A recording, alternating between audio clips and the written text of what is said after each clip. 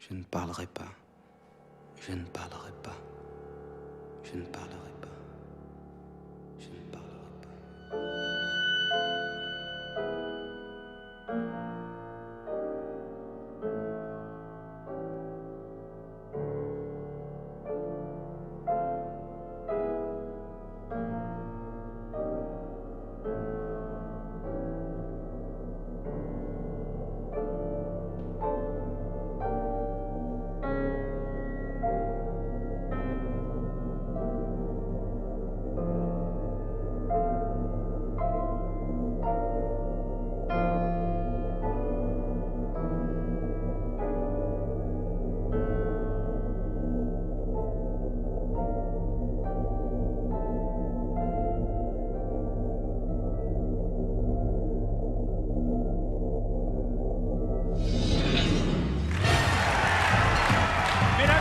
Bonsoir. Il a été tiré au sort parmi de nombreux condamnés à mort. C'est un ancien boxeur. Je vous demande d'accueillir comme il le mérite notre condamné du jour, Jonathan.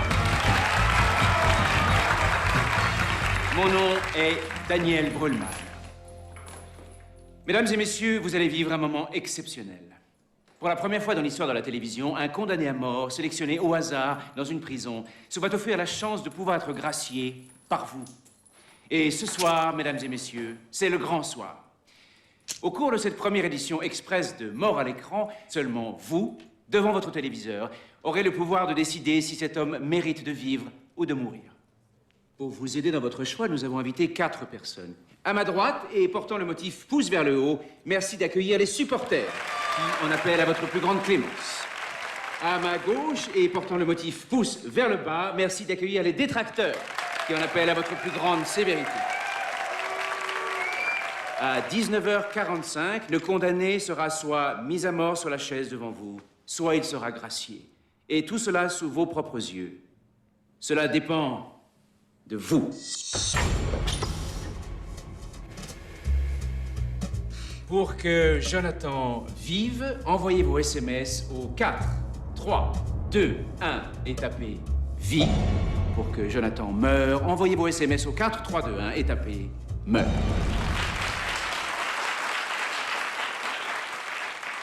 Et maintenant, découvrons d'un peu plus près qui est Jonathan, notre condamné du jour. Avant cette fameuse nuit où tout a basculé, Jonathan rêvait d'être un champion de boxe, tout comme son idole, le grand Joey Louis. Son enfance fut à demi-teinte, enfant unique et privé de son père qui succomba dans un accident de voiture. Il reçut l'éducation stricte de sa mère.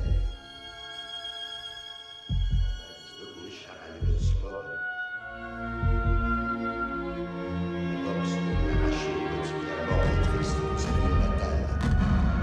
C'était sans compter sur son caractère influençable et son goût pour le monde de la nuit.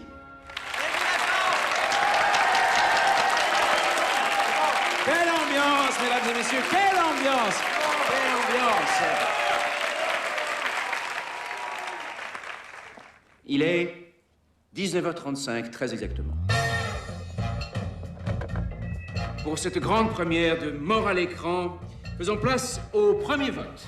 Alors, vie 69%, meurt 31%, mais c'est un véritable plébiscite. Mesdames et messieurs, pour l'instant, ce garçon va vivre. Je vous demande à présent d'accueillir comme il se doit Arthur Monti, tenancier de la discothèque Le Pélican et ancien employeur de la victime.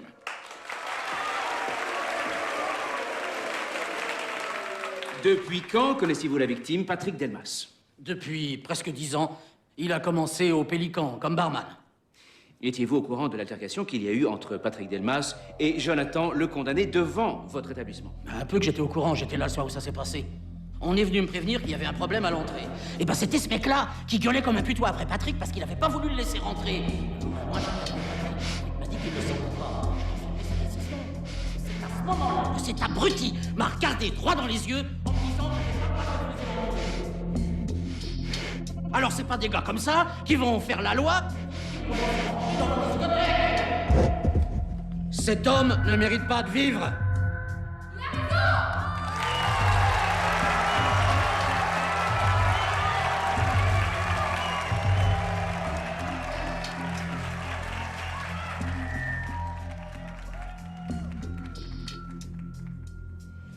Madame Delmas, quel est votre avis sur le condamné? Cet homme ne sait pas faire la différence entre un ring de boxe et la réalité. Il a tué mon amour. Il doit mourir. Qu'il brûle en enfer. C'est tout ce qu'il mérite. Revenons, si vous voulez bien, sur les circonstances du drame. Qu'aimeriez-vous dire aux gens qui nous regardent chez eux ce soir? Ce type, cette crapule, a sauté sur mon mari. J'étais seule, tétanisée.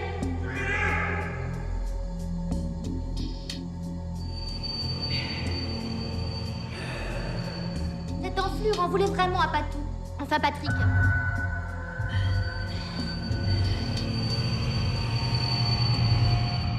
L'autre s'est abaissé. Il s'est déchaîné sur son visage. Et il s'est enfui, comme un lâche. Quand je me suis baissée, c'était fini. Je ne connaissais plus mon mari. Pourquoi tu lui as fait ça? Salaud!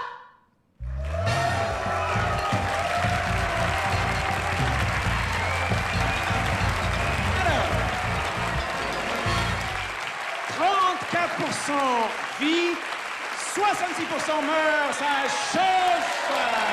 Ça chauffe pour toi, Jonathan!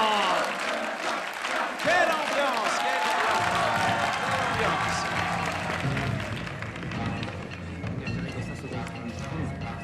5, 4, 3, 2, 1, top! Monsieur Michelet, bonsoir. Vous étiez l'entraîneur de boxe de Jonathan, est-ce exact? Oui, c'était un boxeur hors pair.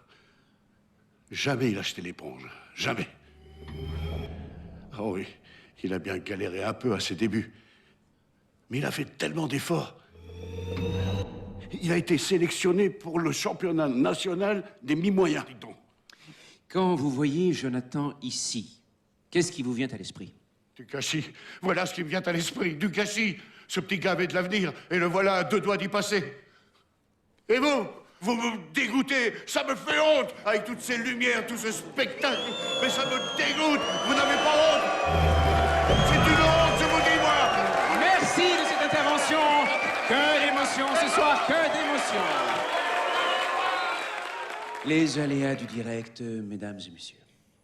Et maintenant, mesdames et messieurs, avant d'accueillir notre dernier invité de ce soir, je vous rappelle que nous rentrons dans les dernières minutes de ce vote. Dépêchez-vous, dépêchez-vous, car le sort de cet homme est entre vos mains. Il a pris soin de Jonathan depuis son arrivée dans le couloir de la mort. Je vous demande d'applaudir le père Avalon. Pourquoi réclamez-vous sa grâce? J'ai passé 15 ans de ma vie dans les prisons à donner l'absolution à des condamnés. Je n'ai pas connu que des agneaux. Et je n'ai jamais vu un seul de ces regards privés de la lueur divine qui fait d'eux des hommes. Oser la supprimer, c'est l'espèce humaine tout entière qui perd son âme.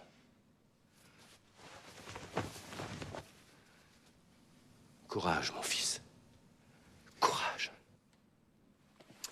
Amen, merci, mon père. Et maintenant, mesdames et messieurs, nous sommes proches, nous sommes proches. Il est 19h45, l'heure du verdict a sonné. Est-ce que vous n'êtes pas un peu ému? Parce que moi, si.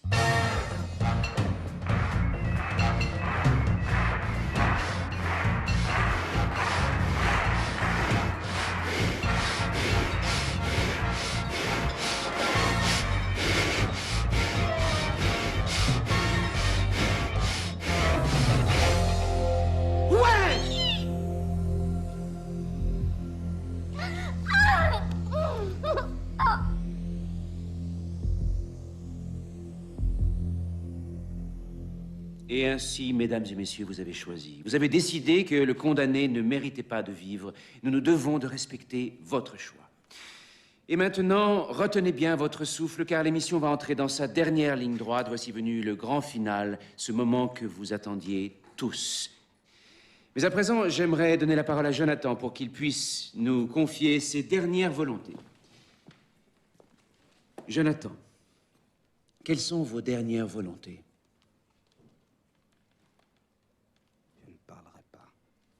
Je ne parlerai pas. Je ne parlerai pas. Je ne parlerai pas. Je vous répète ma question. Envoyez le jingle. Remettez-lui son casque. 5, 4, 3, 2, 1. Dans 30 secondes exactement, l'impensable va se produire sous vos yeux. La mort à l'écran. Pour cette première émission, je vais demander à Madame Paula Delmas, la femme de la victime, de bien vouloir appuyer sur la manette. Paula.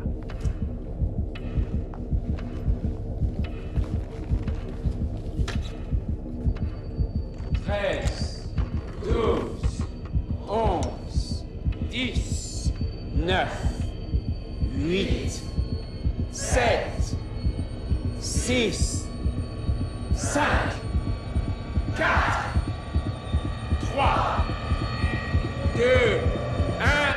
On se retrouve tout de suite après une page de publicité.